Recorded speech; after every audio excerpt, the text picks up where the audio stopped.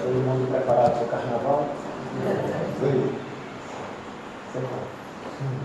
Bom, o tema da noite, carnaval, é algo que nós vamos fazer uma pequena viagem do ponto de vista histórico, sociológico, antropológico, filosófico, sem se prender em data. Não vamos nos prender em data, nem em civilizações, até para que nós não venhamos fechar um círculo, né, de análise de comportamentos futuros.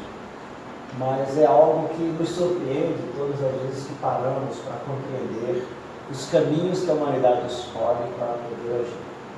Eu vou começar na estrutura judaico-cristã, do povo hebreu, do povo de Israel, quando Moisés conseguiu reuni-los no deserto. Muitos devem conhecer mais ou menos a história do povo hebreu, né? Que eles se deslocaram por um determinado período, 400 anos eles ficaram no Egito. Inicialmente não havia nenhum problema de relacionamento, até porque um dos seus integrantes, né, da sua etnia, José do Egito, ele chegou a ser um vizir, ou seja, abaixo do faraó. Aliás, ele só estava inferior ao faraó para que o faraó sentasse no trono. Estando fora do trono, os dois tinham o mesmo poder nas terras altas e baixas do Egito. Okay? Então José, a história que ele foi vendido pelos irmãos, resumidamente, foi para o Egito, passou por algumas dificuldades, mas dada a sua fé, a sua capacidade mediúnica de fazer interpretações de sonhos, né, a mediunidade olímpica do faraó, ele conseguiu uma boa posição. O faraó tinha visto 7 vacas gordas sendo engolidas por 7 vacas magras, depois espigas bonitas sendo destruídas por espigas, né, franzinas. E nenhum daqueles sacerdotes do Egito conseguiram interpretar, e aí disseram, olha, ele estava preso na época. Há um rapaz que está preso, trabalhando com Potifar, ele não erra nas suas explicações interpretativas sobre essas visões. E aí ele foi até o faraó, fez a interpretação, o faraó perguntou o que ele deveria fazer, ele falou, olha, durante 7 anos tudo que produzir deve guardar, né? Esse não vai ter problemas. Então é uma das histórias que dá para entender como é que a humanidade vem guardando em silos, né, os alimentos para alguma situação de intempérie. E nisso, ele foi buscar o pai, que estava no deserto também, convidou a se morar no deserto, e este, Jacó, veio até para o Egito e conviveu com ele. A palavra Israel só surgiu posterior a Jacó ter degladiado, duelado com o Midian. Isso é muito interessante. Ele, em determinado local, foi combater, viu um ser aparecer, ele foi na beira do rio fazer as preces, e aquela criatura apareceu na frente deles. Lá na tradução diz que ele lutou com Deus, né? E aquela criatura, eles combateram ali por muito tempo, até que a criatura viu que ele não desistia, a noite inteira até amanhecer. Aí tocou no lado do corpo dele e ele ficou coxo e soltou. Ele falou, olha, dada a sua persistência, a sua luta, você vai reunir seu povo, e daqui para frente não será descendente de Jacó, mas sim filho de Israel. Então as 12 tribos de Judá, eram os filhos de Jacó, se juntaram nessas 12 tribos, junto com José no Egito, chegando à 13ª tribo, e eles montaram o Estado de Israel. E na nossa escola espírita, o Espírito de Verdade diz o que para nós? Eis que veio como outrora, reunir as ovelhas transviadas de Israel. Então nós somos antiquíssimos. Aí Moisés, de José, né, até chegar a Moisés, 400 anos, Moisés foi colocado no cesto, porque estava vendo uma perseguição que tinha muito filho na época, para evitar a procriação do novo faraó, estava querendo eliminar as crianças, e a mãe preocupada jogou no rio. E nessa história, a irmã, né, a filha do faraó, viu, estava tomando banho. Ramsés era irmão dela, foi que assumiu o Egito depois, e pegou o menino para criar. Depois Moisés descobriu sua história, foi com o povo para o deserto, libertou do Egito, viu aquela história das 7 pragas do Egito, aquela coisa toda. E quando eles atravessam o Mar Vermelho e chegam do outro lado, nós temos historicamente, religiosamente, a representação de como eram as festividades. Elas eram ligadas ou para a fertilidade ou para um agradecimento. Miriam, que era profetisa, era médium, irmã de Arão de Moisés, pega o pandeiro, o batuque, e começa a cantar hinos, né, a Yahvé, ao Criador, agradecendo a libertação do povo nos 400 anos de cativeiro no Egito. E as mulheres, com tamborins e pandeiros, acompanham, e ela canta, elas repetiam a ladainha. Então, a primeira história que nós temos assim documentada de como eram as festividades. Depois, pré-história e a Idade Média, nós vamos encontrar os povos fazendo comemoração para a fertilidade, por ter conseguido uma boa colheita ou para alcançar uma boa colheita, né?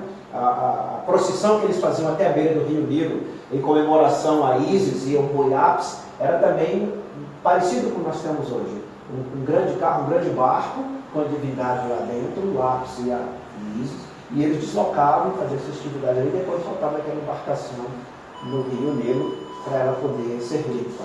Então, as festividades que se davam, de acordo com as culturas e as civilizações, estavam sempre relacionados a um princípio mitológico de uma divindade, de um agradecimento, de uma purificação, ok? Tanto que depois de um determinado momento, começa a surgir essas questões pagãs, ou seja, comportamentos contrários ao princípio da festividade. Não se tinha a festa especificamente, colocando num processo histórico mais primitivo. Bom, gente, não havia essa festividade ainda da perda da identidade, se mudar suas características, de fazer algo inadequado ao comportamento, vamos dizer assim, moral. Então, o ser humano tinha uma simplicidade, como os indígenas. Se vocês, não sei se alguém já visitou, eu já visitei o Guarupi. Se vocês forem ver o Guarupi, é uma coisa muito linda. É de uma pureza e de uma... Você vê na infância, como se fossem crianças brincando. E é interessante que naquela festividade do Guarupi, que eles fazem uma competição, carregando troncos, fazendo caça, pescando, nadando, não tem um vencedor. Na verdade, a gente chama de jogos cooperativos, né? Não tem uma tribo que venceu, outra que perdeu, não tem uma história do campeão. Mas tem aqueles que se apresentam para justificar sua etnia dentro dos povos indígenas que chamam de parentes. Então, os parentes se juntam e fazem aquela festividade. Então, você percebe aí uma pureza sem nenhuma intenção específica de agradar aos instintos mais profundos. No determinado período, começa a haver uma mudança. Okay? Então aí vem a dilapidação moral, aparece os momentos aí de oferecer os corpos de alguém a certas divindades. E aí nós vamos ter uma história que vai sair do Egito, entrando para a Grécia e outros caminhos, né? Nós vamos encontrar situações mais complicadas e nesse processo a degradação de pessoas, né? Por exemplo, no meio judaico, quando eles estavam sob o domínio romano, era colocado durante um período do ano, por isso que tem a questão de cevar o corpo para o Natal, né? Eles colocavam alguns judeus, principalmente se eles fossem ligados à religião, alimentado bem, né? Para ficar bem gordo e tal, bem obeso. Depois soltavam ele nu, em traje estranho na rua, para as pessoas, né, dilapidarem aquela criatura. Então a gente tem uma série de festividades que começaram a haver certas alterações. Quando chega um determinado momento, quando é um momento chamado de quaresma, ou de preparação, de reflexão, né, de se guardar, se dá 40 dias, 47 dias antes, isso vai variar de calendário para calendário, de civilização para civilização, vai se criar um momento de expansão dos instintos, em que se dá o direito das pessoas fazerem uma série de comportamentos, contrário àquilo que eles vinham na regra normal da sua cultura, para que ele pudesse depois conseguir enfrentar os 40 dias sem comer carne, sem comer doces ou alcoólicos. Cortava-se tudo. Inclusive o comércio nem vendia. E nisso havia uma inversão de quê? De valores, da estruturação do sujeito. Então as bestialidades começaram a aparecer ali. Aí a gente tem a festa de Dionísio, Bar, com outras que não vamos ver. Mas o que nós queremos discutir aqui praticamente é nessa data o que acontece conosco, né? Nas fronteiras da loucura é um ponto muito importante, porque Filomeno de Miranda, Bezerra de Menezes, no tratamento, Filomeno na observação, faz uma análise psíquica, emocional e histórica também dessa ocorrência, desde a Grécia e outros povos, de como esse comportamento foi ficando arraigado em nós. Mas para falar disso, é lembrar aonde se deu o ponto de rompimento, onde eu fazia uma festividade para a divindade, fertilidade, a produção, né? O ganho adquirido, a comemoração entre civilizações, e em que momento eu comecei a vilipendiar as culturas. Bom, se percebe historicamente, aí a gente vai aparecer a carne na Vale, outros dão um título que é ligado afastar a escuridão da luz. Tem uma série de traduções que nós não vamos entrar aqui, que não nos importa. O detalhe é entender espiritualmente, filosoficamente, essa existência. Nós temos nesse período, que deveria ser, na maioria dos países mais comportados, são 3 dias, nós deveríamos ter o reinado do rei Momo por 3 dias, 2 dias e meio. Se pararmos para analisar, historicamente, o carnaval, da forma que se tem hoje, começou no cristianismo. Não dá para esconder, não é? Começou aquele... Tanto é que na Espanha ainda existe, em alguns lugares, uma situação de vilipendiar a via sacra. Se coloca a imagem de Jesus e vem pessoas seguindo aquela procissão, jogando escárnio sobre aquela imagem, para depois do 3º dia ela se recuperar e voltar em luz para a igrejinha de Deus. Não existe esse tipo de situação. Então essa caminhada para um momento em que você inverte valores e perde a sua identidade e começa de forma bestial soltar os instintos para agir, na junção do chamado povos pagãos e dos gentios, com algumas questões voltadas à religiosidade. Teve alguns momentos que os papas, inclusive Napoleão, em 1717, ele proibiu o carnaval.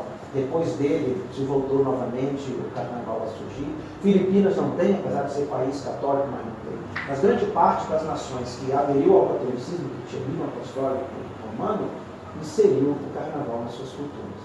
Então é uma herança que nós devemos colocar em mente de uma interpretação inadequada de uma festividade que era feita para congraçamento com a divindade. Por que eu fui com o Pechá para a Bíblia? Porque a única história que nós temos documentada é que se tocou tambores para agradar a Deus. E ele era profetisa. Está lá em Êxodo, pode procurar lá, ou na Torá, que é o livro, outro nome não lembro agora, está lá constando que ela conversou com Deus, e ele disse assim: eu vejo a tua alegria, né, por Deus, a divindade que você acreditava. Eu vejo a tua alegria em comemorar, né, a libertação. Que toquem e que cantem. E aí ela reuniu as mulheres, pegou os tambores e saiu para tocar. Então nós temos um lapso, né, vamos dizer assim, muito estranho de como é que isso se deu. Mas vamos voltar para a nossa escola. O que a nossa escola diz? O que somos nós? Somos seres criados, simples e ignorantes, não é isso? Que vamos migrando de uma estrutura de mundos primitivos para provas e expiações, depois tem a transição, aí chega na regeneração, depois tem a transição, chega o feliz, tem a transição, chega o mundo ditoso, depois chega o mundo celestiais e espirituais. O que somos nós? Espíritos a caminho da redenção. Nesse período, para quem adquire uma certa lucidez, não condena o comportamento, aliás, nossa escola não condena, o comportamento dos irmãos que se veem nesse momento de que a carne nada vale. Né? Ou seja, que seria a supressão de alimentos, que traria a gulodice, né? Que desequilibraria o organismo, como álcool, doce, a carne, como isso foi na época, fizeram uma transferência para comportamentos em que vou ficar alguns dias sem poder consumir, né? A chamada quaresma, então 40 dias antes eu já vou extravasar tudo que eu não posso fazer. Em outras civilizações, quando começou em Veneza, por exemplo, o tipo de carnaval que nós temos com máscara, era uma maneira de desvalorizar o poder. E os nobres também se misturavam no meio do povo. Então podemos observar nessa transferência para o Brasil, na apresentação das escolas de samba, por exemplo, nós temos os bailes, a fantasia, onde pessoas que passam dificuldade o ano inteiro, mas se veste ali, né, todo de purpurina, não? Mas coloca roupa, traje de Raimundo, outros colocam o traje de rainha, não é isso? E coloca aqueles adereços parecendo que são de alta estirpe, riquíssimos, de cortes europeias do passado. Mas o que somos nós? Espíritos em processo de evolução. Então, ainda estão presos numa situação primitiva, de quando oferecia a determinadas divindades sacrifício aos humanos. Houve carnaval na crucificação de Jesus. Não é isso? Houve carnaval. Houve uma festividade total. Foi uma alegria imensa. Imagine a turba desorientada gritando: solta Barrabás. Não é isso? Crucificam, crucificam. E cada chicotada, o grito do grupo. Não é isso? E num determinado período, pós-Jesus, a perseguição também, colocando os cristãos para serem consumidos pelas feras, queimados no fogo, jogados no óleo quente. Né? O povo ia para determinadas arenas, como nós temos hoje nos estádios de futebol. E comemoravam, né? A história da esposa de Emmanuel é muito interessante. Dá para se entender que era um momento como se nós estivéssemos numa Olimpíada, para ver outro sendo consumido. Isso existe ainda em nós hoje em virtude de quê? Uma estrutura instintiva que habita em nós. Muitos de nós estamos nos libertando dessa estrutura instintiva, mas ainda vivemos de sensações que nos faz caminhar para o carnaval. O ato de eu sentar numa mesa e comer além do que é necessário é também um princípio do carnaval. Está transubstanciado no nome disso. Eu já não vou sair na rua com trajes, né, primitivos. Não vou fazer bagunça, nem falar palavras de baixo calão ou obscenas perto de alguém. Não tenho mais aquela bebedeira, mas eu gosto de consumir a comida. A carne nada vale é uma falta de cuidado que o Evangelho nos pede, de cuidar do corpo e do espírito. Não é só o folião que está saindo do espaço, extravasando porque tem coragem de fazer, que vai estar observado por entidades ligadas àquele costume, que também nós, dependendo do nosso carnaval, nós estejamos. Um carnaval muito comum que nós fazemos, e é muito aceito, né, acordado nas famílias, a comemoração da ceia de Natal. É o carnaval. A ceia de Natal é para ser recolhimento. Não é? Um recolhimento particular, não é para estar com a mesa farta. Na realidade, deveríamos fazer jejum nessa data, para recebermos a luz. Para que o nosso corpo estivesse menos denso e muito mais etéreo no processo de receber a luz e a boa nova sobre nós. É uma data enigmática, ela não existe fisicamente, mas no inconsciente coletivo, numa estrutura da ideoplastia humana, ficou 24 e 25 de dezembro, uma data natalícia. Então, todas as posturas em que nós quebramos regras de equilíbrio, nós estamos dizendo que a carne não é verdade. Não é o fato só de ir atrás de um tambor. No momento que eu estou em euforia, gritando na sala, porque o meu time passou para a primeira divisão, no momento que eu estou eufórico demais, porque recebi um carro novo, consegui uma promoção e convido minha família para uma festividade, eu devo ter um certo cuidado, porque essa euforia é a carne, nada vale. A diferença é que um grupo de espíritos faz o seu, em respeito aos indígenas, o seu quarupi, porque tem coragem. E outro grupo faz ele homeopaticamente, uma festa de aniversário, no Dia das Mães. Pode observar, tem amigos que são psicólogos, a doutora Vanessa diz muito, ela estuda muito isso. Ela disse assim, é interessante que as confusões começam sempre nas festividades. No Dia das Mães tem sempre um irmão que se estranha com o outro. No Dia dos Pais tem sempre um filho que se incomoda com o outro. Não é isso? E no Natal, no meio da ceia, tem sempre alguém do grupo da família que não está bem ali no meio daquele grupo. E aí vai. Por quê? Essas festividades, inicialmente, como eu falei, elas eram voltadas ao princípio místico de contato com a divindade. De agradecimento pela produção, de agradecimento pela vida, por não ter tido doença ou acidente. Mas depois as coisas foram criando uma associação, sincretismo.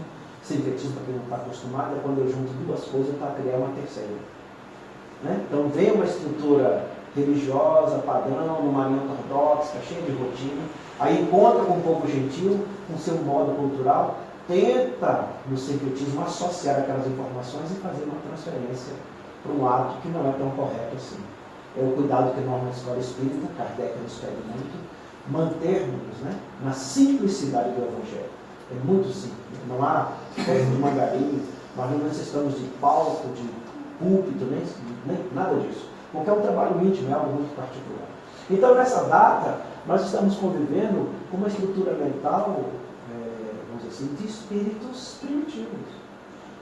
Há em nós resquícios do instinto, né? O instinto do comer, o instinto de sentir o sabor, do instinto de guerrear também, de estar lá disputando, tanto que no carnaval há países que querem jogar tomate no outro, né? Pular no lado gelado, cada qual escolhe. Tem algumas nações europeias que é no mês de novembro. Eles têm lá de fazer dia 11 do 11 às 11h11. Sempre a gente escuta nas reportagens que eles agora estão fazendo tal coisa. Nesse processo é o carnaval deles, é aquele momento que os irmãos trabalham. Filosoficamente, é uma inversão do eu. Né? Alguns homens se vestem de forma ridícula, e se vestem de mulher, pegam a lingerie das esposas, saem na rua. É uma questão antropológica, sociológica, filosófica perigosa, porque eu estou colocando uma imagem dantesca da minha companheira em mim. Quando eu pego a roupa emprestada da minha esposa para jogar futebol, o pessoal faz isso na virada do ano, né? Homens contra mulheres, aquelas brincadeiras, é um carnaval também. Se observarmos, ele passa o ano inteiro terminando nossas vidas no círculo doméstico, no espaço menor, e da mesma estrutura maior que ela está agora. Agora, o que é comprometedor nesse processo? Que uma quantidade enorme de mentes estão evocando, né, comportamento e atitudes que comprometem a lisura do nosso processo evolutivo. Mas graças aos justos, não tem tanto dano assim, mas é bastante comprometedor para aqueles que se encontram lá. Então, nesse momento, nesse espaço, nós estamos fazendo um princípio de caridade e piedade, rogando por esses irmãos que eles possam ter o seu carnaval sem tanto vilipendiar a sua moral, o seu costume ou a sua alegria. Agora, o que é isso? É uma busca de felicidade externa. Quando nós estamos ansiosos ou depressivos, nós atacamos a geladeira, atacamos o doce, não é assim? Nós ouvimos música alta. Mas o que significa isso? Estamos fugindo de nós mesmos. Os governantes e alguns papas usaram o sincretismo, a associação dessas festas pagãs, desde o princípio de Deus, que está no calendário lunar apostólico romano, né? A quaresma antecede essa festividade. Não deixe extravasar, porque depois já é quarta-feira de cinza e eles podem ser perdoados, né? Tem lá água benta, tem o confessionário. Se só se amenizou o dano que é gerado. E a doutrina espírita diz que não é bem assim. Não adianta o culto exterior. Então, se estamos num planeta, imaginemos, de provas e expiações, transitando para a regeneração, lembra de uma passagem do Evangelho? O joio cresceu junto com o trigo, lembra disso? Vamos arrancá-lo? Não, porque são muito jovens, deixa crescer. Depois, quando começar a produção, não é isso? O trigo terá sua produção, será colhido para os celeiros, e o joio será lançado no fogo para queimar. O princípio da consciência. Neste momento, a espiritualidade observa quem está como joio e quem está como trigo. Lógico que nós não devemos nos envaidecer por isso, mas estamos como guardiões daquele processo dos que saem a semear em busca ainda de manter estruturado a humanidade. Sair do princípio de selvageria e começar a caminhar para o princípio da consciência. Então, estar nesse espaço aqui agora, analisando o que é o carnaval, é algo importante para nós, porque, lembrando, ele não se dá só nessa data. Ele ocorre de forma homeopática em cada momento do nosso cotidiano. Né? Se um parente nosso passa no vestibular, como é que é aquela comemoração? Se recebeu alta do hospital, está saudável, como é que é a comemoração? Se eu abrir uma casa espírita, já tem muita gente para servir sopa, como é que é a comemoração? Eu faço por mim, eu faço pela causa, para a causa e com a causa. E é interessante, né, que nas fronteiras da loucura, Filomeno de Miranda, na psicografia maravilhosa de Divaldo, ele diz assim: é assustador que se vê no plano espiritual, as entidades que se aproximam. Mas, meus queridos, nossos pais ensinam que nós convivemos por afinidade, não é assim? Pululam na órbita do planeta Terra o quê? O que diz o livro dos Espíritos? Pululam na órbita do planeta Terra as criaturas que são atraídas pelos seus habitantes. Então, nesse momento, nós vamos ter uma situação bem complexa para nós. Vilipendiamos, negamos o direito dele comemorar? Não, não negamos. Porque é o primitivismo, é o Quarupi, é a Olimpíada dele. O que nós precisamos fazer é compreender o estágio evolutivo que o irmão se encontra. Aí nós compreenderemos por que ainda existe isso. Um dia me perguntaram numa casa espírita: o carnaval deixará de existir na Terra? Com certeza. Não é? Porque a comemoração que se dá seria a comemoração que Miriam, a profetisa, a médium, fez quando eles atravessaram o mar e chegaram nas outras terras e os soldados do Egito não conseguiram mais alcançar. Elas não estavam comemorando porque os soldados perderam. Elas estavam comemorando uma liberdade de viver bem. Então, as comemorações devem ter, é uma questão ligada ao sentimento. Bom, quem está viajando indo para as suas escolas de samba, seus grupos, o que eles estão sentindo? Vamos usar uma frase do nosso modelo de guia: Pai, perdoa, porque eles não sabem o que estão fazendo. Então, Filomeno de Miranda coloca que figuras estranhíssimas convivem com os encarnados nesse momento, nesse espaço. E uma estrutura densa, miasmática, fica sobre as cidades e os locais onde essas festividades ocorrem. E o que é interessante, por que a coisa não é pior? Porque há sempre alguém guardando o bem e o bom e o belo. No plano espiritual, lógico, tem os irmãos que nos auxiliam, para que nós não venhamos cair no precipício, né? Piorar a nossa condição. Mas, ao mesmo tempo, encarnados, tem pessoas humildes, mães, pais que não participam, e têm a sua fé, professam a sua fé, sabem que isso não é adequado, mas que seus filhos saíram, parte dos parentes da família, e eles ficam preces, né? Algumas rezando o seu terço, outros com a sua vela acesa, outros com seu escapulário na frente, outros na casa espírita, né? Reunidos, aplicando paz, conversando, estudando, outros fazendo o evangelho no lar, né? E outros viajam para bem longe, vão para uma chácara, em contato com a natureza. André Luiz explica a importância disso, né? No caso de estar próximo às árvores, para poder você redimensionar a estrutura fluídica que nos envolve. Então, esse contraste para nós, aí é uma forma de aprendizado, é para poder nos posicionar como é que nós sentimos este momento. Ele pode ser menos sofrido para nós, tanto para nós, quanto para aqueles que lá se encontram. É resultante da maneira que nós interpretamos essa festividade. Por isso eu comecei com o Pechá, que há 3.500 anos os judeus comemoram, né? Hoje eles têm a festa de Hanukkah, que é a festa do tabernáculo, eles dançam, eles batem tambores, tocam uma corneta, mas é o sentimento que conta. Deus não nos proíbe de fazer festividade, mas o detalhe é o instinto que vem naquela festividade. E, lamentavelmente, estamos transitando, né? Estamos saindo da estrutura de sensações instintivas para chegar no sentimento. Para daqui a alguns milhões de anos alcançarmos o amor, que é outro planeta. Ainda vamos conviver por um longo período com essas estruturas de comportamento inadequado. Agora, por que isso ocorre? O vazio, porque nós procuramos sempre os cultos exteriores. Ainda nos interessa as sensações e os sentimentos e as observações dos que estão do lado. Quando numa determinada cultura há vamos dizer assim, acrisolamento, né, de comportamento, e eles criaram, na França, por exemplo, as festas de máscara para isso, eu não preciso me identificar, mas posso fazer qualquer coisa, né? Inicialmente era para maltratar ou falar mal dos governantes, outros para poder mudar a sua vida, sair de uma pessoa paupérrima, se tornar muito rico, e aí vai. Em outras culturas era para prejudicar aqueles que estavam escravizados mesmo. Em outras culturas, fazer uma festividade para entregar a vida, né? Sacrificar a vida de alguém para alguma divindade que você acreditar. Nesse processo eu vou criar sempre um sacrifício. Mas não é um sacrifício do sacro, santo, de um trabalho purificante. Mas é de eu pegar aquele ato, aquele comportamento, a educação que eu recebi, eu mudo completamente, e eu, espírito imperfeito da criação, extravaso ainda o selvagem que carrego dentro de mim.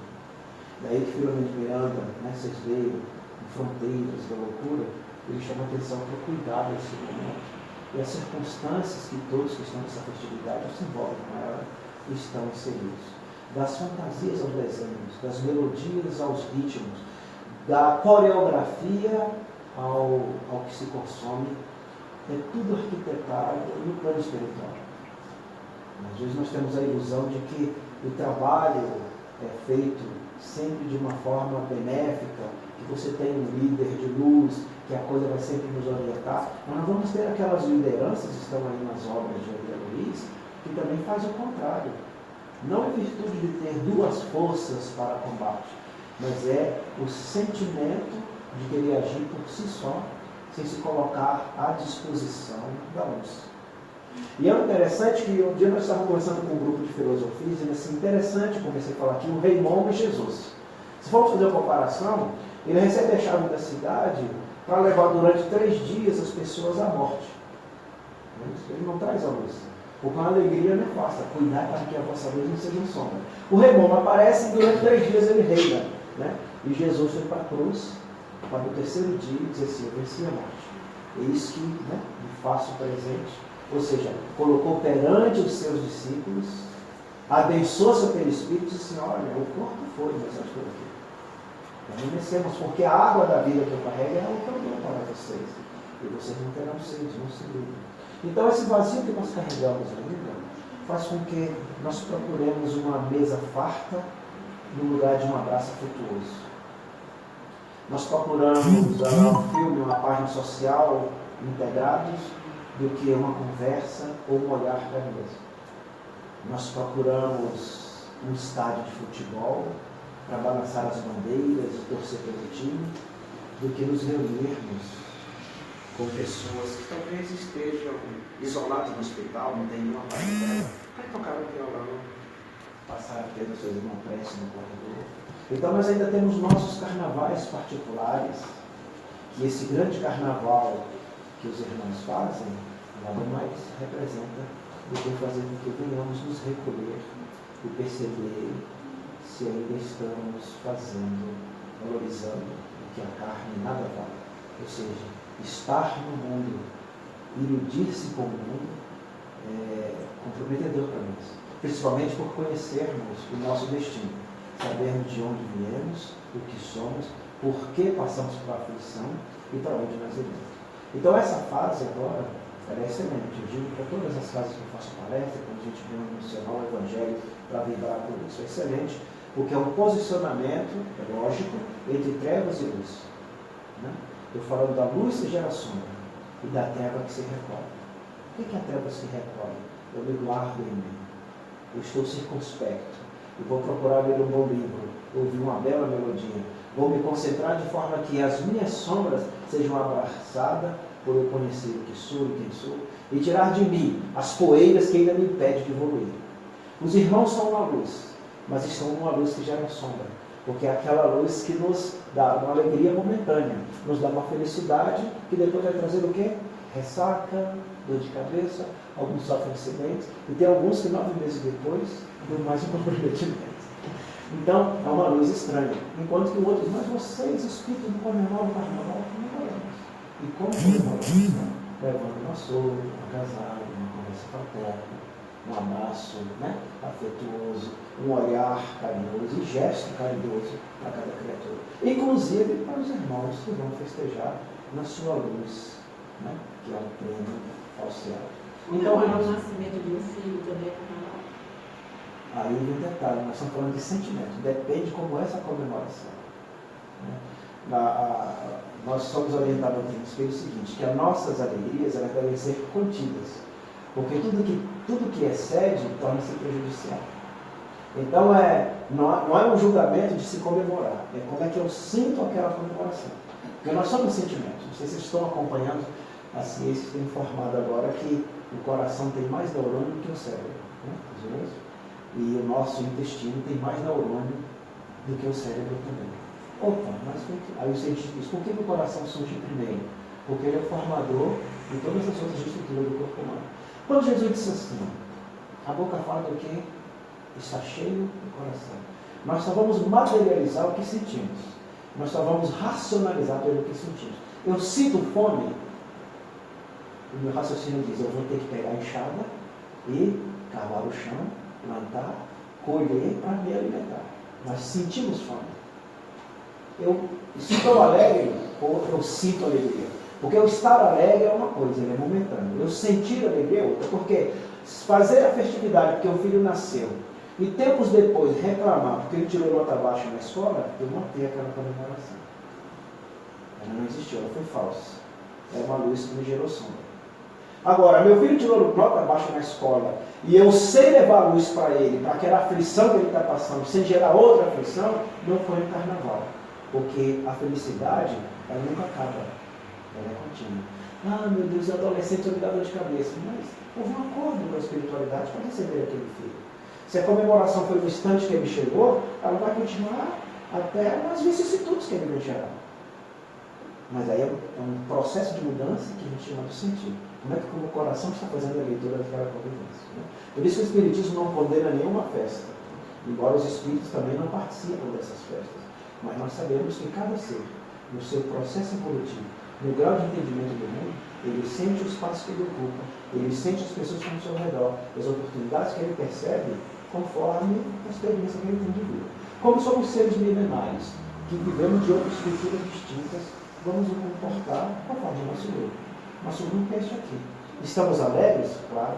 Estamos muito alegres porque o nosso carnaval diz o quê? Não existe a morte. Né? A pena do corpo. Vocês continuam existindo. Isso é para festejar. Não é, capaz? Isso é para festejar um monte de dia. Tem uma alegria contida dentro de nós, enorme. Né? E cada ser que vem para a nossa família é para comemorar, porque nós nos associamos a quem? Quem fabrica espíritos? Quem é o criador de seres vivos? Deus. Meu Deus, né? Chegou um neto sobre um filho, eu tenho que olhar para o alto, levantar os braços. Deus, eu não tenho manual, me capacita. Mas eu estou muito feliz por ter trazido esse espírito para minha casa. Mas é uma comemoração que deve ser feita continuamente. E aí às vezes nos irritamos, nos meligramos, tem pais e filhos que passam sem se falar, que o carnaval foi distante do carnaval espiritual, foi o carnaval da carne.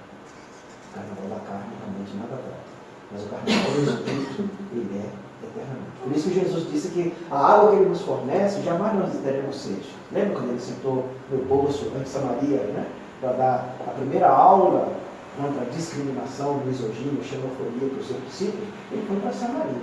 Sentou lá e foi conversar com uma mulher que o marido não era dela. Né? Sei que você não tem marido, o que você tem não é seu. Mas vai lá e me anuncia que eu estou chegando em Samaria.